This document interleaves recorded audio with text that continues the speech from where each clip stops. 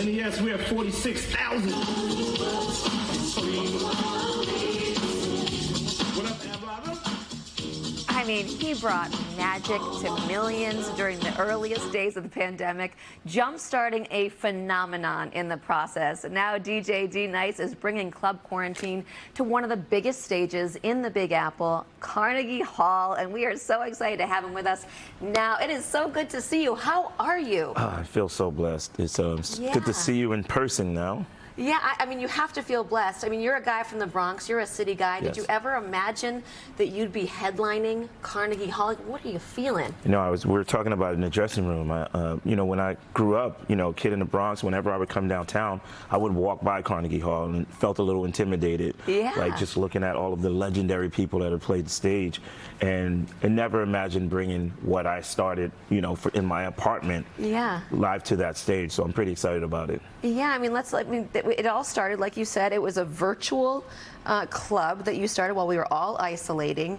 Tell us, like, how Club Quarantine Live, what is that going to look like? What's the vibe? What's it going to feel like? So the one thing that was constant with Club Quarantine, the online version, was it was all about music and about the love of people and community. And to have the opportunity to bring that to the stage is extremely important to me. So even the people that I select to perform with me are people that actually were in Club Quarantine. You know, so now we're just bringing it to the people live, and we celebrate music and we celebrate love and life. And you're going to have some special guest stars joining you, right? Who's going to be joining you? One, I have the lovely Ashanti. I have Jada Kiss, and then I have legendary Slick Rick.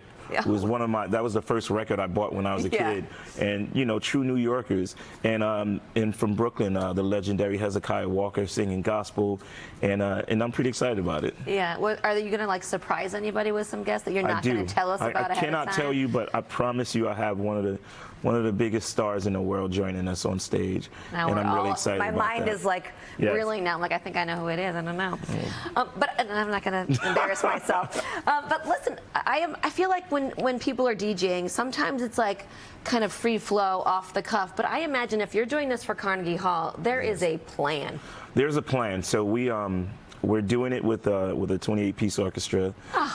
You know, and I'll still be DJing with musicians on top of it. You know, like that idea started years ago. Well, for me, started years ago when I did a show with Will Calhoun of In Living Color, and he was on drums, and I never forgot that. So when it was my time to do, I played the Hollywood Bowl. We sold that out.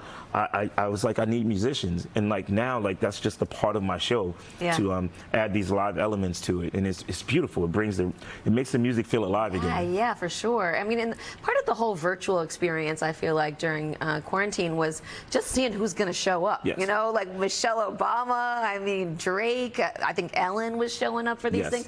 Are you hoping to see anybody in person that's going to come live, or? I mean, you know, hopefully, you know, I sent the invitation out to quite a few of my friends who are in the business, and like you said, that was the important part of the quarantine. It was, you can go into this virtual party and you're partying with the people that you love, you know? You're not alone. You're not alone. So you can be in there, and Rihanna's in there, and you can say, hey, Riri, what's up? And she would respond.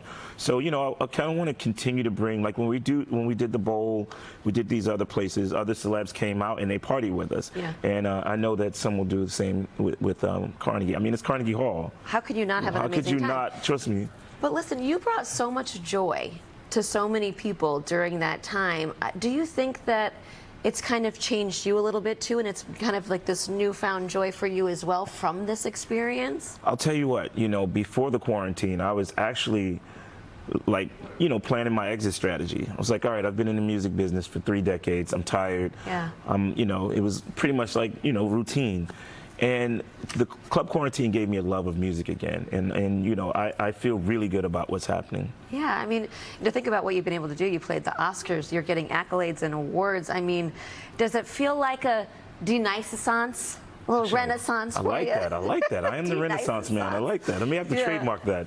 It does feel like that. It feels, just knowing that what was done and what I did from home matters to people all over the world is spectacular. Yeah. You know, and I do feel like it's my time, and what I do with this time is extremely important to inspire another generation to not just, you know, even if you're just a DJ, to not just be in a club. Like there are bigger stages, and there where you can take, you know, whatever that is that you love to this big stage, and that's why doing this show is so important to me. Yeah, like you said, whatever that is. Whatever if you have that is. passion for it, see where you can take it. Well-deserved accolades from you. It is your time. I'm glad that you took the time to talk to us today. And Club Quarantine Live is going down Thursday, August 4th at Carnegie Hall. For tickets and more info, head to carnegiehall.org. Thank you so much. Thank you. Yeah.